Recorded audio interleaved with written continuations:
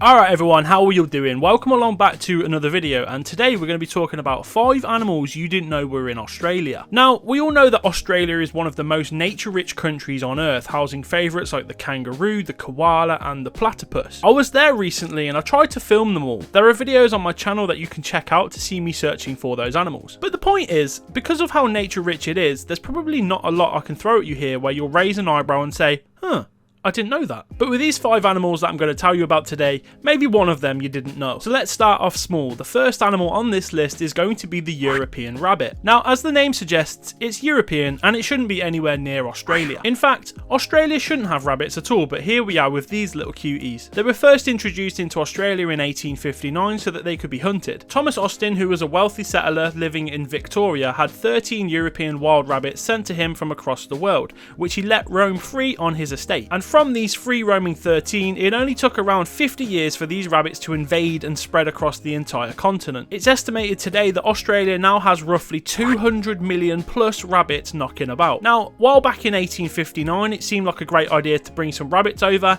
here in 2022 it has been catastrophic to local environments. Now, you may have heard the expression, they were at it like rabbits. Well, that's based on the fact that they breed prolifically. They can reproduce as many as 4 times in a year and have around 5 babies each time. They cause devastation to croplands and have contributed to the decline of native flora and fauna and are listed as an extreme threat to the ecosystem. You can find these animals pretty much all over Australia except for the most northerly parts, and while cute, they just shouldn't be there. But coming in at number 4 on this list is going to be another one that people from the UK will know all about, and that's the deer. There are many as 6 deer species roaming about the Australian continent, such as fallow, red, sambar, rusa, hog and cheetal. But this is unusual because Australia doesn't have a native deer, so quite simply, all of them just shouldn't be there. Except they are, and were introduced in the 1800s once again for the same reason as the rabbits: to be hunted. Nowadays though, they're a problem to the ecosystem, and these deer species can be found in all states of Australia, and they have a stronghold in Victoria. The problem with deer being in Australia though is overgrazing, amongst other things. They go along and eat tree saplings and crops, which stop the natural regeneration of flora, and they also compete with native herbivores for the same food. Like the rabbit, deer are seen as a real threat to the ecosystem due to this, and it's suggested that there are as many as 2 million deer living freely in Australia, with about half of those in Victoria alone. And while pretty, they just shouldn't be there to live wild and free. They're causing quite a lot of damage. But moving on from the deer, we're going to head to our third animal on this list, and that's going to be the subscribe button. It's a rare red button on your screen right now that you need to press if you haven't already. Oh, and also this one.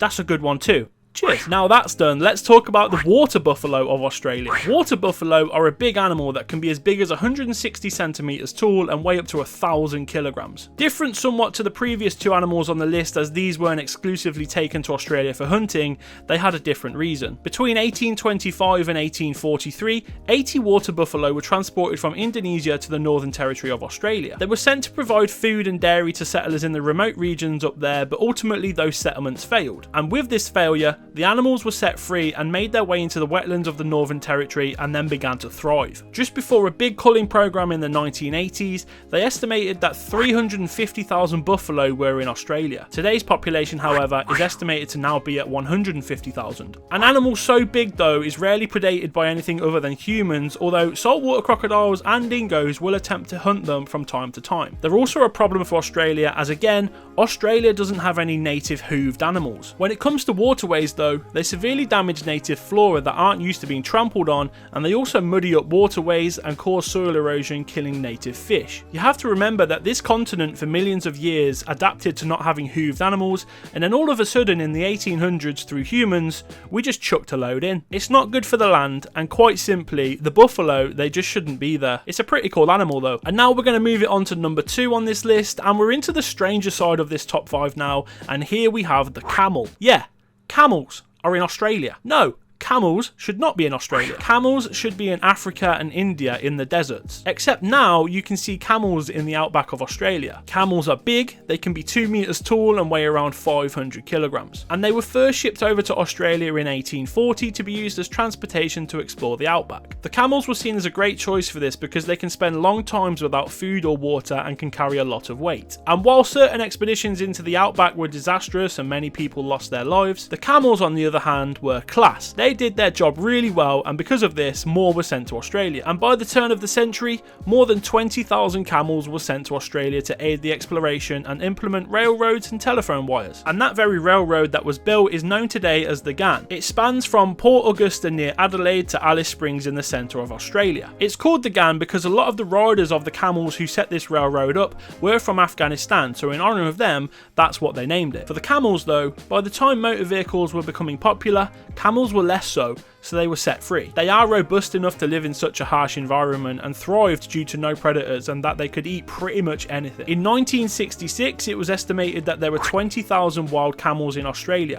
You fast forward that to 2008, and that number was 500,000. In 2022, it's estimated that there are over 1 million camels living in Australia, which is more than anywhere else on the planet. Camels are a problem to the native wildlife though, for a variety of different reasons, but overgrazing as herds is one, drinking water resources dry is another. They've also been known to block roads, railroads and airport runways too, but again, it's a pretty cool animal, and it shouldn't be in Australia. But now it's time for number one, and again, another strange animal that just shouldn't be in Australia, and that's going to be the ostrich. Ostriches are from Africa and are usually seen from safaris there, but weirdly, they're also in Australia. They can be nearly 3 meters tall and up to 150 kilograms and have the potential to live up to 40 in the wild, but have been known to live up to 70 in captivity. Now, these were first introduced into Australia in the 1890s, and then again in the 1970s. They were brought over to be farmed for their meat, feathers and oils. However, most farms failed and the birds were set free into the outback. And at any one point, it was suggested that there were upwards of 20,000 ostrich inhabiting the outback,